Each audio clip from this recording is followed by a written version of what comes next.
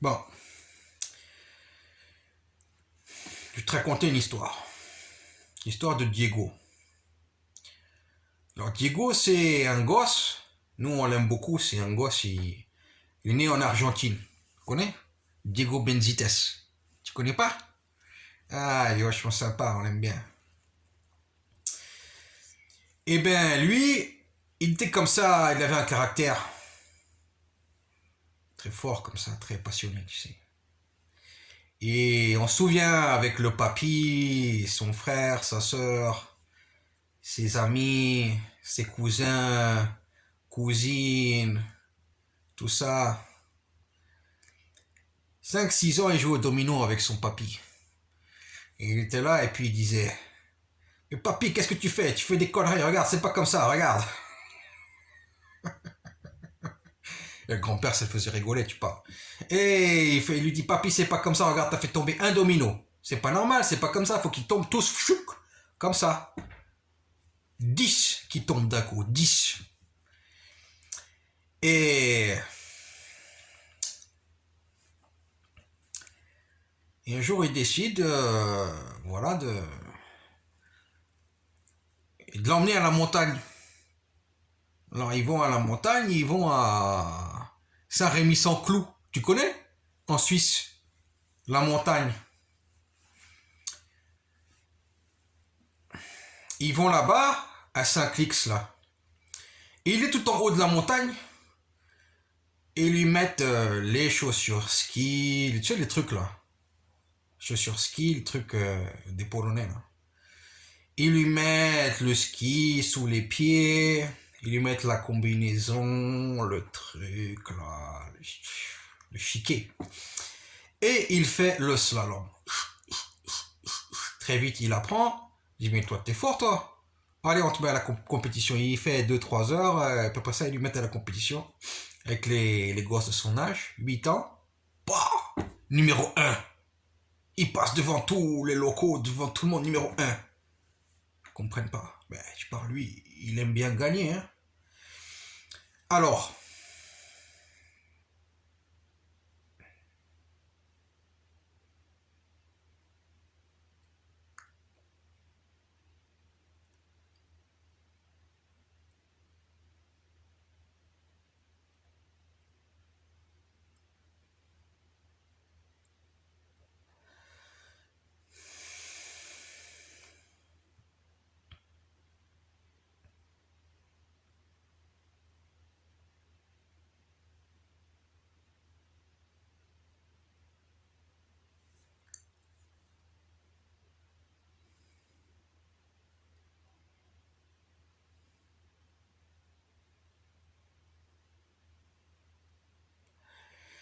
et voilà. Et donc, en fait, les gens du slalom, ils lui disent: bon, viens, on va t'entraîner. On va t'entraîner et puis tu vas devenir à l'école et tout pour faire l'école du ski. Ah, c'est bien. Lui, il a pas trop envie, mais il parle avec les parents, les gars du slalom et tout, les sponsors, je sais pas comment ça s'appelle. Et puis ils disent: voilà, votre fils là, franchement, papy, mamie, tout ça, il parle avec eux, voilà, il est super et tout. Voilà. Il a une chance vraiment de devenir champion, là, faire du pognon et tout. Mais lui, ça a jamais été son centre d'intérêt. Lui, c'est juste qu'il est passionné et il a voulu juste gagner, c'est tout. Ah bon, tiens, on va te donner une chance. Mais en fait, tu vois. Bon, il fait, et puis il se trouve dans une école. Mais il se trouve que dans cette école, c'est tous des palestos.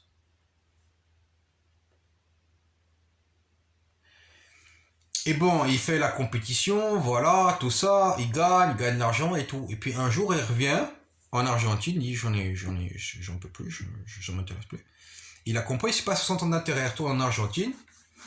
Déjà, quand il a, après, fini, tu vois, il est, il est pas vieux, quoi, mais, tu vois, quel âge il a? On dit dans la Bible 158. 158 ans, ça serait égal. Donc tu divises par 5, ça ferait à peu près 32 ans. Il décide de rentrer en Argentine. Bon, il était rentré un petit peu de temps en temps comme ça, mais avec des gros laps de temps, quoi. Puis ça faisait longtemps qu'il les avait pas vus, la famille. Et puis il rentre, et puis voilà, il commence à parler et tout avec son père et tout. Puis le père, il lui dit ah, toutes les nanas, c'est des salopes. Et son père, il disait ça, tu vois, mais il rigolait même avec son père quand son père, il disait ça, tu vois. Et là, il lui dit comment se dire, mais on peut pas dire papa une salope. Le père, il regarde, mais qu'est-ce que tu me parles comme ça, toi? Il dit, mais non, on dit pas une salope, on dit une femme qu'elle aime ouvrir ses fesses. Non, il dit pas ça. Il dit, on dit une femme, elle fait ce qu'elle veut. Alors le père, il dit, on se souvient, hein, tout ça c'était enregistré, hein. C'est tout sur caméra. Il a dit, mais une femme, elle fait ce qu'elle veut. Moi, tu expliques-toi. Bah papa, écoute, une femme, elle ouvre ses fesses, et puis, euh, et puis voilà. Voilà. Voilà, elle ouvre ses fesses. Et le père, il dit, bah ça c'est une salope. Et mais en fait, à l'époque, même quand ils discutaient, ils rigolaient. Mais là, c'est plus que... comment t'expliquer? Qu'il est passionné. Il est encore, mais c'est plus pareil. C'est en fait que le père et le fils, c'est pas qu'ils s'entendent pas. C'est qu'en fait, en ayant été vivre avec les Palestiniens, il a commencé à parler différemment. Tu comprends? Alors il revient et ils le reconnaissent pas. Mais pourquoi il est parti de là-bas, de la Suisse? Parce que les Palestiniens non plus, ils le reconnaissent pas. T'as compris? Donc, système moral de l'histoire, c'est que c'est pas parce que t'es passionné, tu comprends? T'es un Argentin, t'es passionné, tu comprends? Et que même si peut-être tu aimes la chose que tu l'as fait, que c'est ton centre d'intérêt. Tu comprends? Tu comprends? C'est pas parce que tu es passionné de faire des choses, c'est un caractère d'être passionné. Ça peut peut-être dire qu'on fait les choses bien, je sais pas. Mais ça veut pas dire que c'est ton centre d'intérêt. Et là, c'est quand les étrangers, ils ont mis la main là-dessus,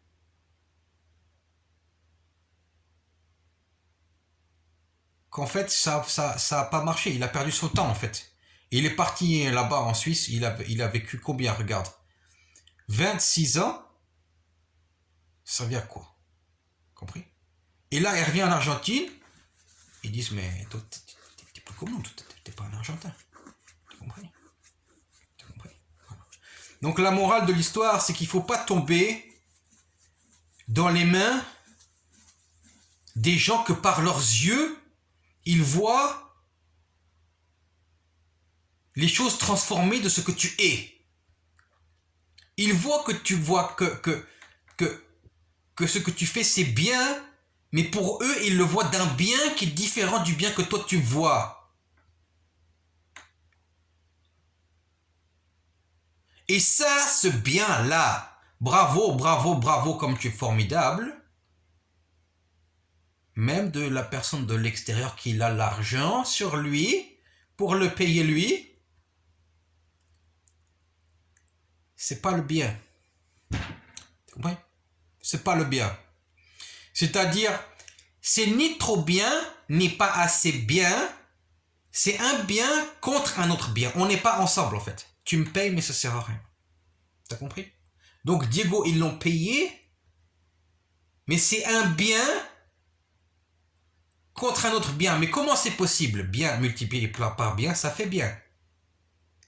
Mais en fait, ça marche pas. C'est-à-dire que le mal, il s'est déguisé dans le bien. Et que même la personne, qu'elle veut le faire croire qu'elle fait le bien, parce qu'elle te paye pour que tu fasses les études ou quelque chose, c'est le mal. C'est le mal lui-même incarné dans le bien. Il fait croire. Tu comprends? Et lui-même, celui qui paye, il ne sait pas.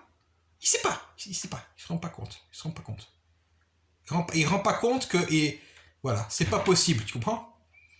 Parce qu'en fait, lui qui paye, il voit la qualité que lui, il n'a pas dans l'autre. Alors, il dit, c'est ça. Mais il voit pas des yeux de l'autre. C'est-à-dire de Diego. Diego, il sait pourquoi il est comme ça. Il sait pourquoi il est comme ça.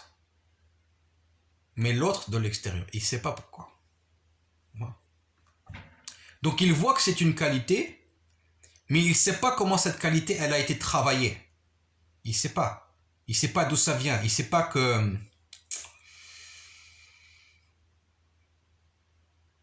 Il ne sait pas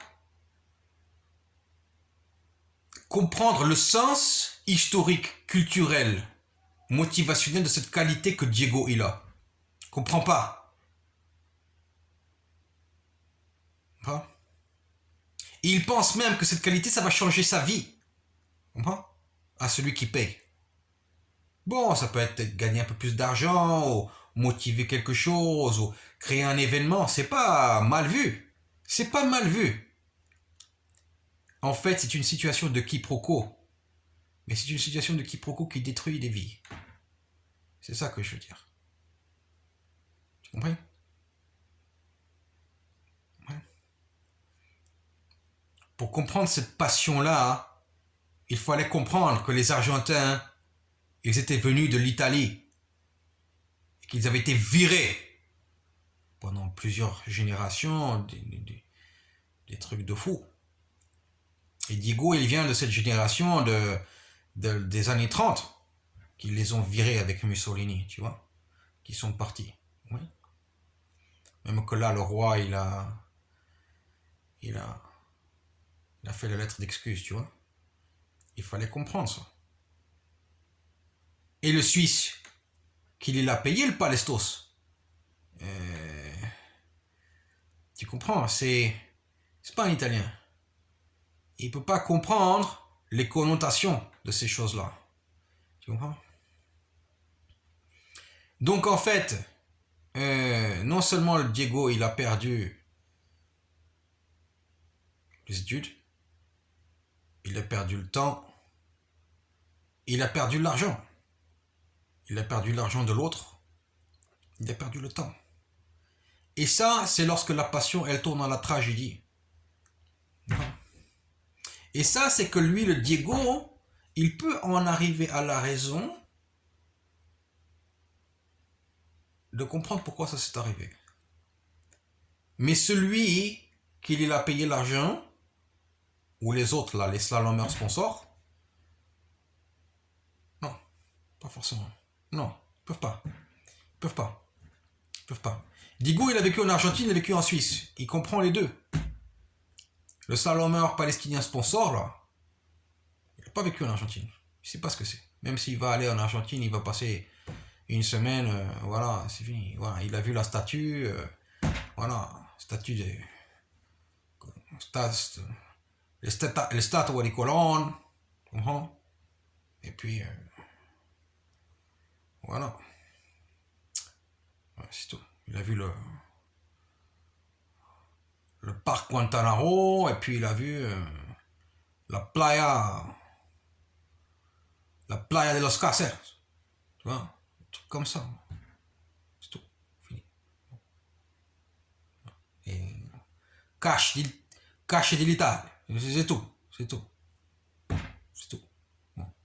Il a pris la photo. Tac, tac, tac. Bon. Tu comprends? Parce qu'il va regarder ça de son point de vue à lui. Tu comprends? Et ça, dans la réalité, on appelle ça le colonialisme. C'est-à-dire que oui, il peut même être venu en Argentine, le monsieur, il aime.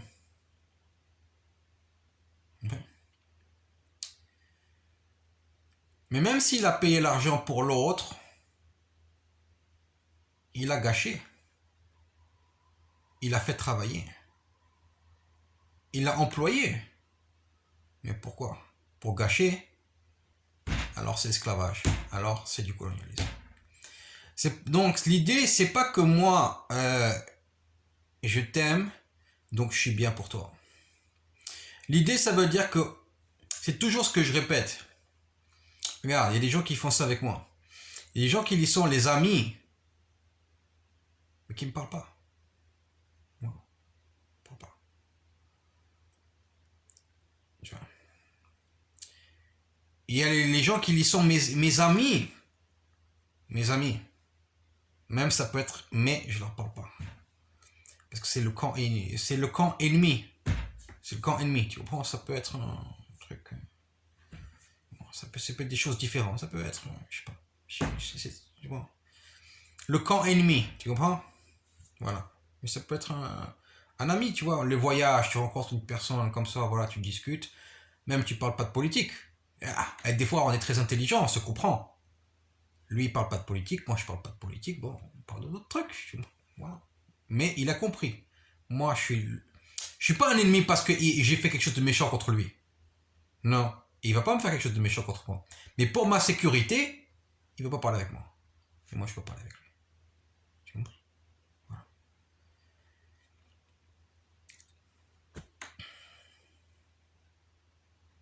Bon, après ça, maintenant, Diego Benitez, quel âge il a maintenant? Ça, c'était il y a longtemps qu'il est revenu en Argentine. Donc maintenant, il a 45 ans. Ça va, il est revenu, bon, marié, avec la femme là-bas. Content, quoi. Oui, ça va. Ouais, ça va, tu vois. Ah. Puis c'est quelqu'un de connu dans le quartier. Hein. Connu dans le quartier. Apprécié. Et c'est bien, il a retrouvé, quoi. Il a retrouvé. Mais bon, ça a été dur, hein. Combien de temps? 9 ans, hein. Puis il y en a encore qui disent que c'est un étranger. Bon, ça va, il va bien. On est content, Diego Benitez. Allez.